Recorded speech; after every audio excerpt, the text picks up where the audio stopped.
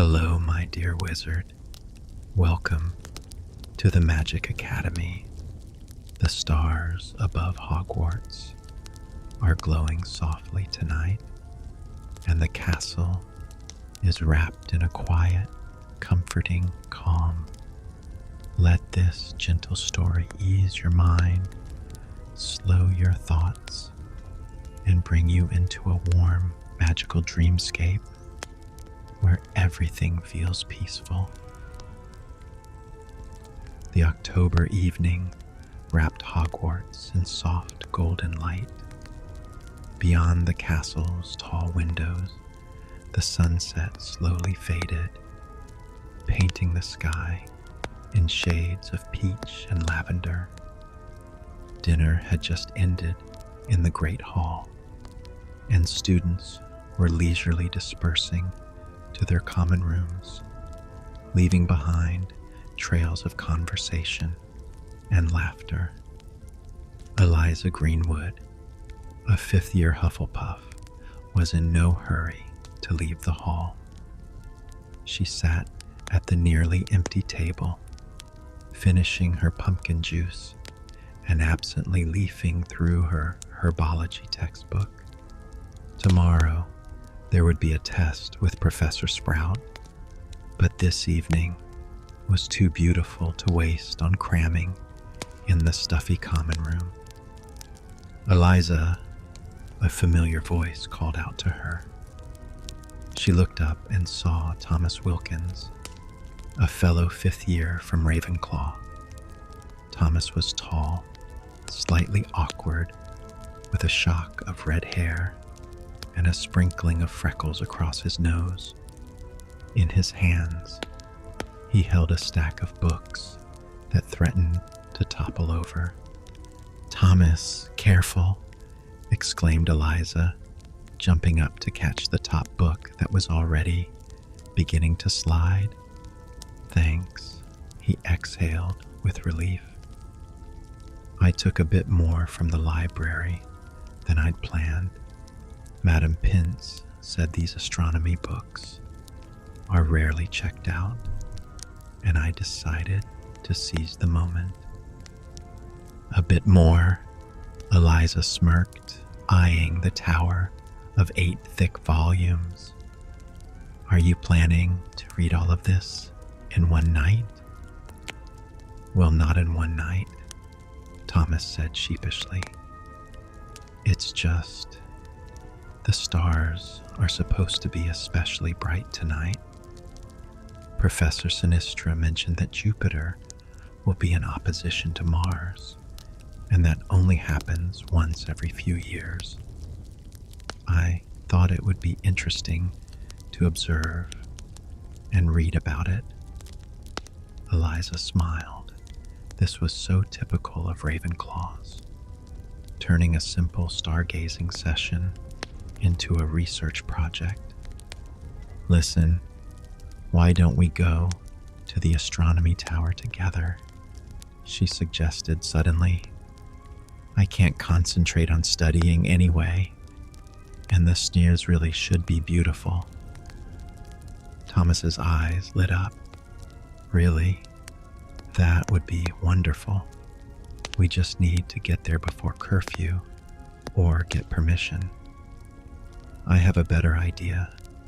Eliza lowered her voice to a conspiratorial whisper. "Professor Sprout gave me a pass for nighttime observations of moonflowers in the greenhouses. Technically, it's valid all night, and it doesn't specify the exact location." Thomas laughed. Eliza Greenwood is a diligent Hufflepuff, really suggesting I bend the rules, not bend, creatively interpret, she corrected with a smile. "Besides, we really will be observing celestial bodies, just not plants." They left the Great Hall and headed down the familiar corridors toward the astronomy tower. The castle at sunset was particularly beautiful. Torches on the walls were just beginning to light up. creating soft islands of light in the gathering dusk. Portraits on the walls conducted leisurely conversations with each other, occasionally calling out to passing students with friendly remarks. "Where are you headed on such a lovely evening?" inquired a plump lady in pink from a 16th century portrait. "To the stars, madam," Thomas replied with a smile. "Oh, how romantic," the lady giggled, winking at them. Eliza blushed, but remained silent. They climbed the spiral staircase, and with each turn, the air became fresher and cooler. Thomas talked about an astronomy book he'd recently read, and Eliza listened, enjoying his enthusiasm. There was something calming about the way he spoke of the stars, with such genuine passion and knowledge. Finally, they reached the upper platform of the astronomy tower. Here was an open balcony with crenellated walls, several telescopes on tripods, and comfortable benches.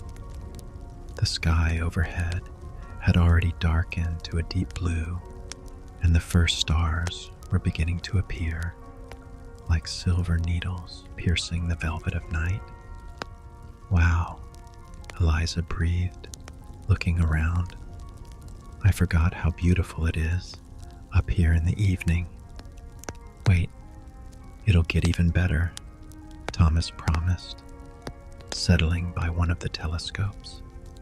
He began adjusting the instrument, muttering something to himself about degrees and coordinates.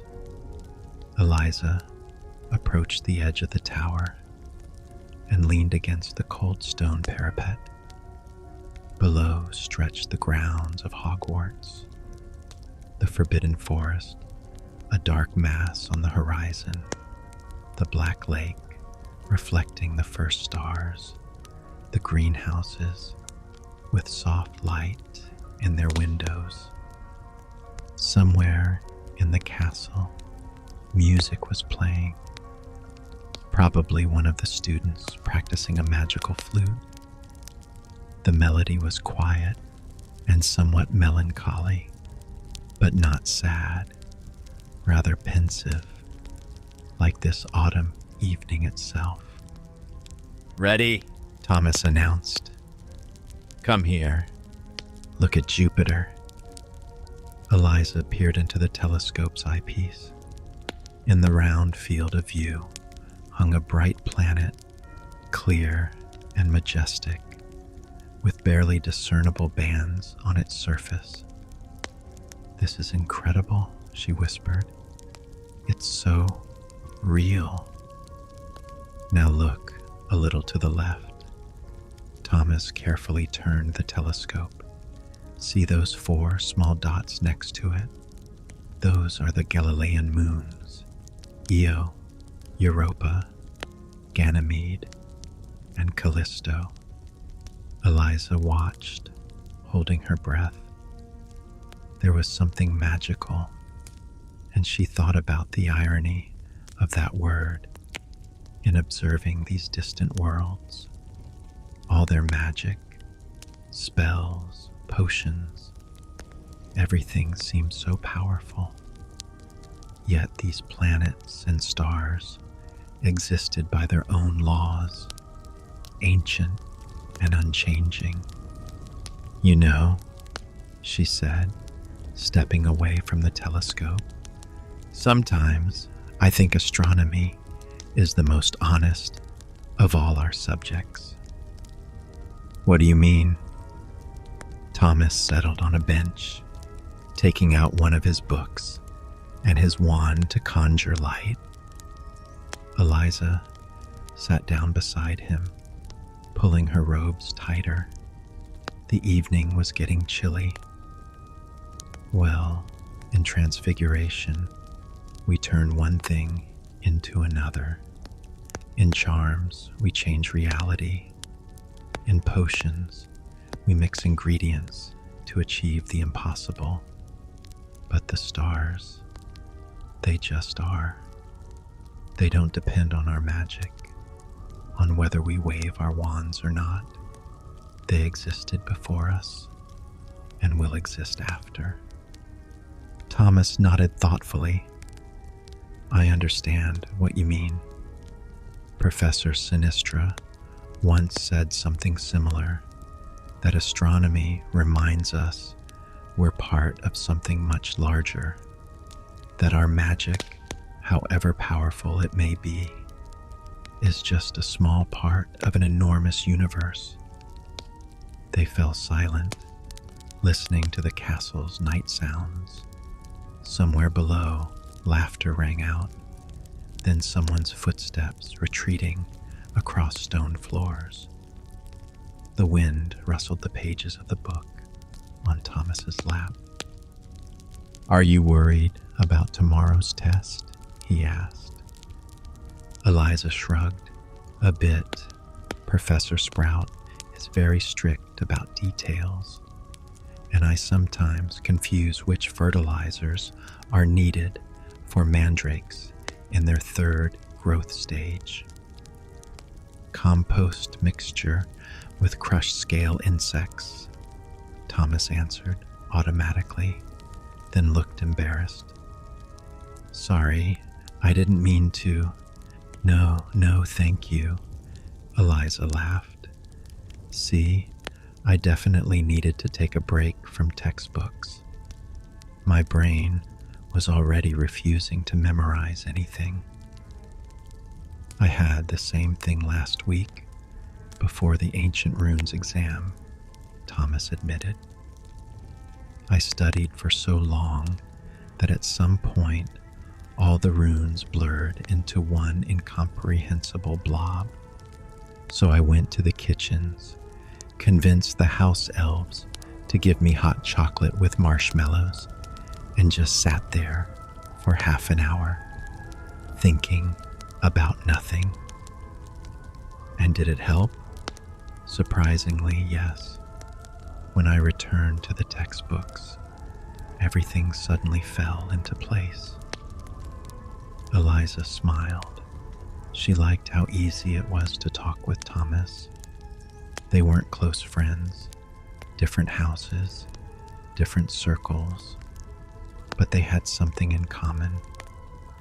Perhaps it was a love for quiet moments, for reflection, for sometimes stepping back from the noise and bustle of school life. Look, Thomas pointed at the sky. The Milky Way is starting to appear. Indeed, a shimmering band stretched across the sky, billions of stars merging into one ghostly glow. Eliza had tilted her head back, gazing at it. It looks like a road, she whispered, a path to somewhere far, far away. The ancients believed it was the road of souls, Thomas said quietly, the path to the afterlife. Not a very cheerful thought for such a beautiful evening, Eliza noted, but without reproach. Well, I think it's more beautiful than sad, Thomas countered. The idea that there's some road leading further, that death isn't an end, but a transition into something else. Eliza thought about this. In the magical world, attitudes toward death were complicated. On one hand, they knew about ghosts, about magic that could bring back memories of the deceased.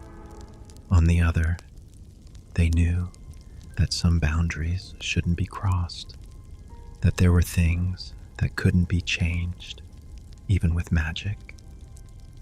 My grandmother died last summer, she said suddenly. She hadn't planned to talk about this, but the words just spilled out. She was a muggle, lived a long life, 92 years, and at the very end, she was very peaceful. She said she'd lived a good life and was ready to move on. I'm so sorry. Thomas reached out and gently touched her shoulder. That must have been hard.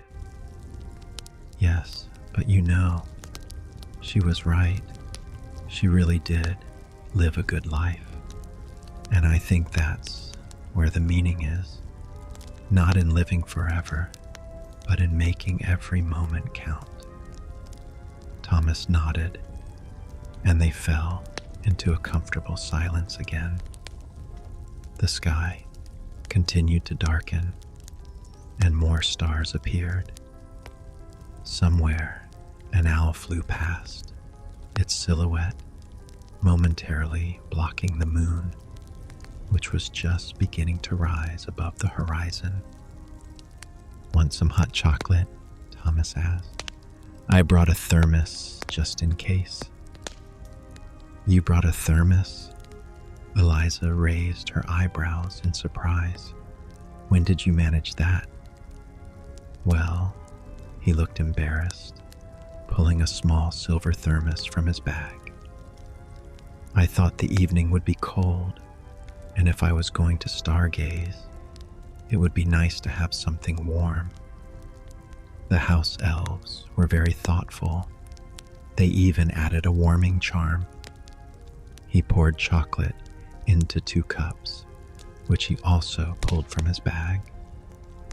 The aroma of cocoa and cinnamon filled the cold air, and Eliza gratefully wrapped her hands around the warm cup.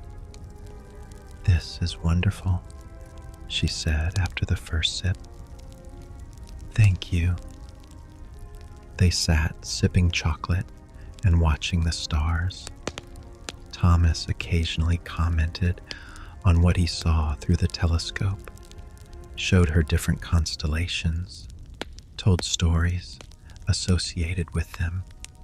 Eliza listened, feeling the tension of recent weeks slowly leaving her shoulders. Studying at Hogwarts was wonderful, but sometimes it became overwhelming. Exams, homework, OWLs on the horizon. It all pressed down with the weight of responsibility. But in moments like this, when you sat on a tower under a starry sky with a good person and a cup of hot chocolate, it all seemed manageable, not so scary. Thomas, she said thoughtfully, what do you think we'll do after Hogwarts? He looked away from the telescope. You mean, what career we'll choose? Well, that too. But I mean, more generally, about who we'll become. I mean, right now, we're Hogwarts students, and that's such a big part of who we are. And then we'll graduate. And what then? Thomas thought, then slowly nodded. I understand what you're saying. Sometimes I feel like Hogwarts is a kind of bubble, a safe place where we learn and grow. But eventually, we'll have to step out into the real world. And is that scary? A little, he admitted honestly, but exciting at the same time. I think about all the possibilities. Maybe I'll become an astronomer, research stars professionally, or a teacher. I enjoy sharing knowledge, or someone completely different, someone I haven't even thought about yet. You'll have time to figure it out, Eliza smiled. We both will. And you, what do you want to do? Eliza looked at her cup, watching moonlight reflect on the chocolate surface. I've always wanted to work with plants, maybe become a herbologist like Professor Sprout, or open my own greenhouse where I'd grow rare magical plants. You know, there are so many species that have almost disappeared, and someone needs to preserve them. That sounds wonderful, Thomas said sincerely. You'd be good at that. I've seen how you handle plants in herbology class. You have real talent. Eliza felt herself blushing and was grateful for the darkness hiding it. Thanks. Sometimes I think plants are simpler than people. They don't have hidden motives or complex emotions. You give them light, water, the right soil, and they grow. Everything's honest and straightforward. Though mandrakes can be quite temperamental, Thomas noted with a smile. Eliza laughed. Okay, that's true. Mandrakes are the exception. Time flowed slowly and pleasantly. They finished their chocolate, and Thomas put the thermos back in his bag. The moon rose higher, flooding the tower with silvery light. The castle below them sank into silence. Most students were already asleep. Only occasionally did light flicker in some window where someone was still studying or reading under their blankets. Look, Thomas suddenly said, pointing at the sky. A shooting star. Eliza managed to see a bright streak cut across the sky and disappear beyond the horizon. Did you make a wish? She asked. Of course, Thomas smiled. Did you? Didn't have time, Eliza admitted. I was too slow. That's okay, there'll be more. This time of year often has meteor showers. They continued watching, and indeed, a few minutes later, another star flashed by, then another. Eliza closed her eyes and made a wish, a simple and sincere wish that moments like this would happen more often, moments of peace, beauty, and good company. You know what I love most about Hogwarts? She asked, opening her eyes. What? That there's always a place you can go, no matter what's happening, what mood you're in. There's always a corner, tower, classroom, or garden where you can just be, where you can think or not think at all. Thomas nodded in agreement. For me, it's the library. There's one spot by a window on the second floor where almost no one sits because there's a draft.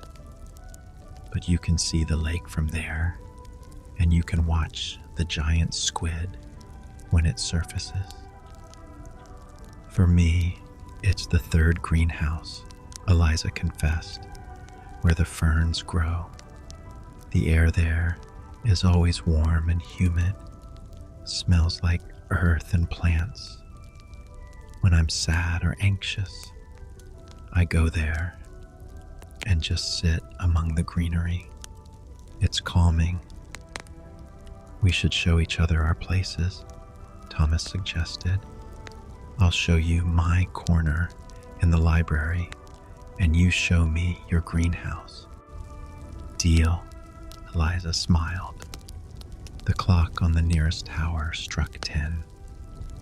The chiming of bells spread across the night castle, solemn and slightly melancholic. Eliza shivered. She hadn't noticed how time had flown. We should probably head back, she said with regret. early morning tomorrow, and I still need to review my notes one more time before the test. Of course, Thomas began gathering his books. Thanks for keeping me company. This was a good evening. Yes, Eliza agreed, standing up. A very good evening. They descended the spiral staircase, their footsteps echoing against the stone walls. The castle at night was completely different. Shadows lengthened and danced in the torchlight. Portraits on the walls slept or quietly conversed. Suits of armor creaked as if moving from place to place when no one was looking. On the second floor, they encountered Mrs. Norris, Filch's cat. She sat in the middle of the corridor, staring at them intently with her lamp-like eyes. Eliza froze, but Thomas calmly pulled a small fish from his pocket, probably left over from dinner. Here, he placed the fish in front of the cat. We're not breaking any rules, I promise.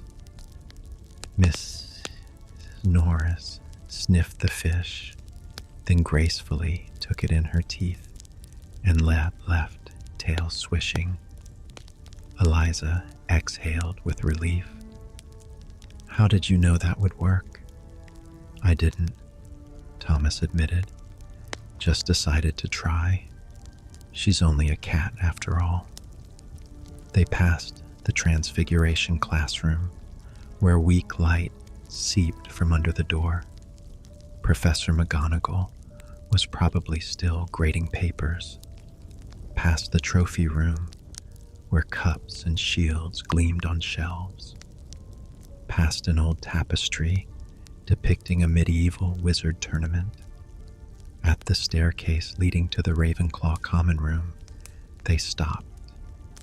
Here their paths diverged. Eliza needed to go down to the dungeons where the Hufflepuff common room was located. Well then, Thomas said, shifting awkwardly from foot to foot. Thanks again, and good luck tomorrow on your test. You'll do great, I'm sure. Thanks, Eliza smiled. And thank you for the chocolate, and for the stars, and for the company.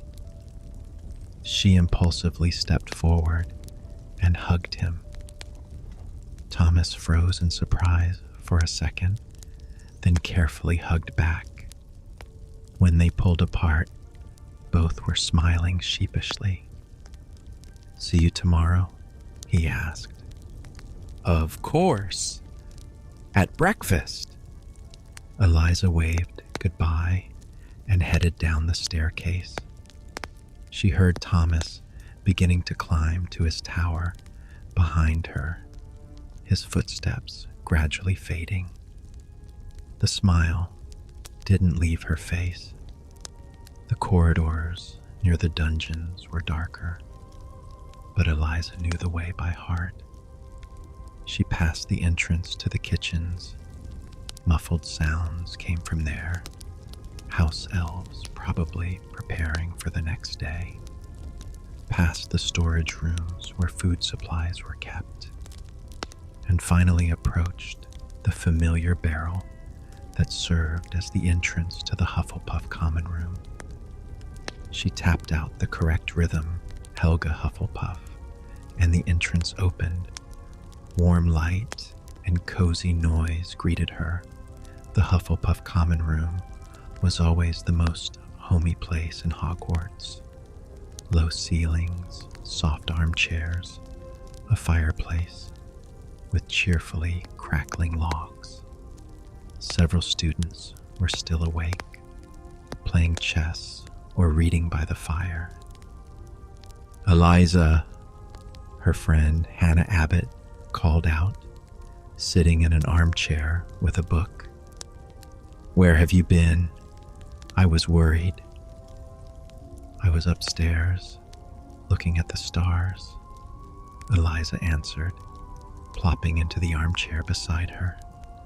With Thomas Wilkins from Ravenclaw. Oh, Hannah's eyebrows climbed expressively. That sounds interesting. It was just nice, Eliza said, feeling herself blush again. We just talked and looked through a telescope.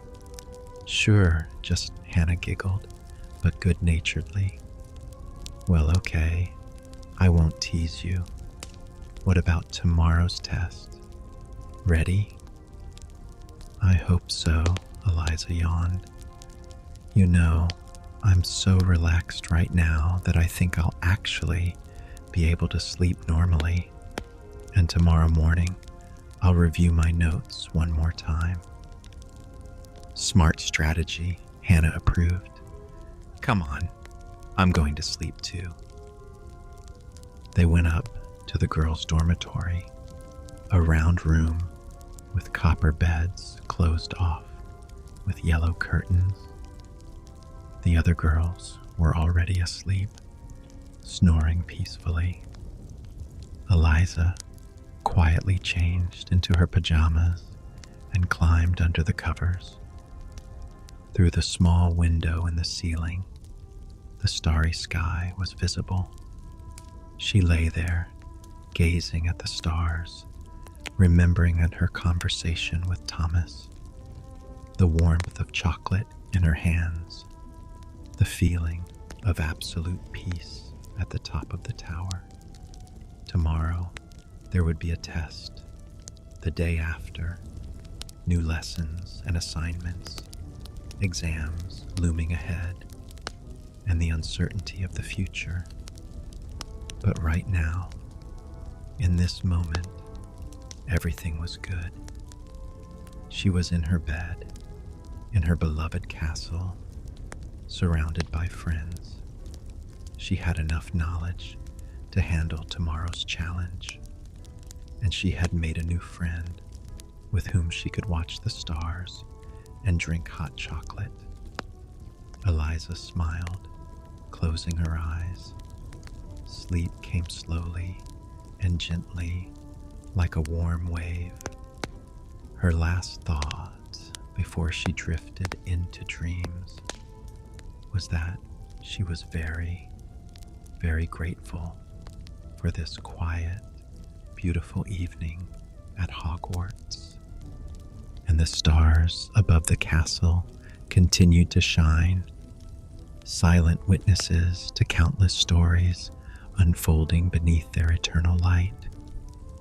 Thank you for joining me in this quiet corner of Hogwarts tonight. I hope this story brought you warmth, comfort, and a little touch of magic. Now rest well, let your thoughts settle, and drift into a deep and peaceful sleep. Good night.